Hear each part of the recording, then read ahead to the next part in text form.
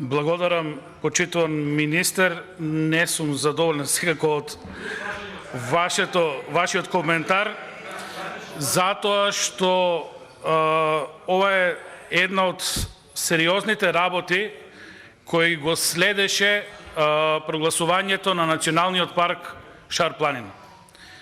Значи, воопшто ја немате слушнато еколошката јавност.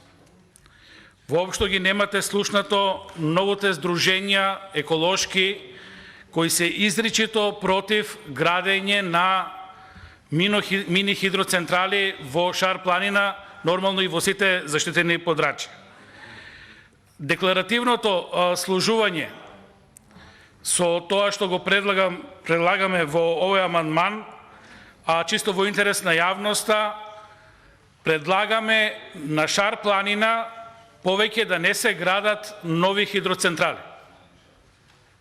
И тоа изричито да стои во законот за прогласување, со што ќе анулираме барем еден голем дел сомнеш дека овој закон не се носи само ради донесување. Туку се носи во интерес на пред се Националниот парк Шар планина. Ако го прифатевте овој закон, овој амандман, многу јасно ја испраќаме пораката дека сериозно сакаме да ја заштитиме Шар планина од понатамошното градежно дивење на овој простор. Во првото читање, многу јасно во нашите дискусии, меѓутоа доколку ве информирали или доколку добро сте слушале, и многу членови од власта, од позицијата, јасно ставија до знаење дека се против изградба на мини хидроцентрали. Сега и вие се служувате како министерство, како министер, тогаш апсолутно немаме пречка овој амандман да биде прифатен, па после со законот за природа само да го доуредиме и тоа да важи и за останатите национални паркови.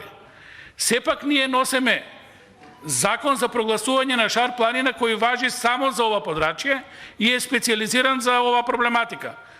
Дефинирајќи го проблемот дека сакаме Шар планина да ја прогласиме за национален парк и сакаме да ја заштитиме Шар планина и сакаме еден од најгорките проблеми, градењето на мини хидроцентрали, да сопре на овој простор, затоа што реакциите се огромни и од населението, и од стручната еколошка јавност, и од стручната научна јавност, тогаш не гледам никаква причина зашто би биле против овој амандман.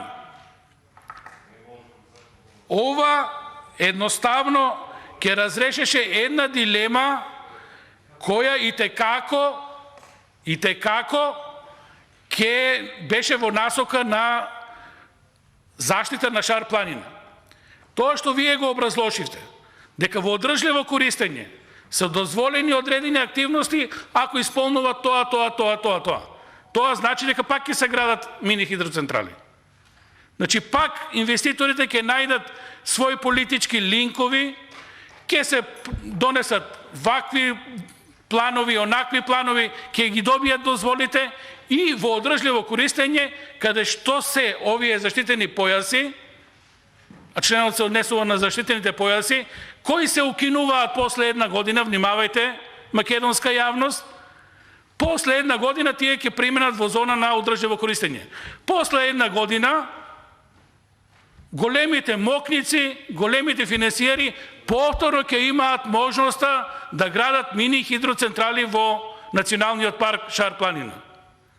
Тоа е проблемот и тоа е вистинското лице на власта во однос на заштитата на ова подрачје.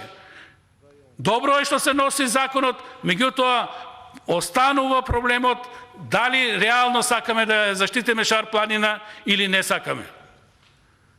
Уште подобро е таа материја ако се регулира во законот за природа. Меѓутоа ништо не спречува изричето да забраниме на овој простор, затоа што сега го дефинираме тој простор како национален парк, да не се градат мини хидроцентрали. И постоечките се премногу. Ајде, до некаде имаме разбирање, некои се во завршна фаза, би биле преголем економски терет на државата да се стопираат во моментот. Затоа бараме, после една година, да заврши оваа лоша приказка. Или сме за заштита на природата, или не сме.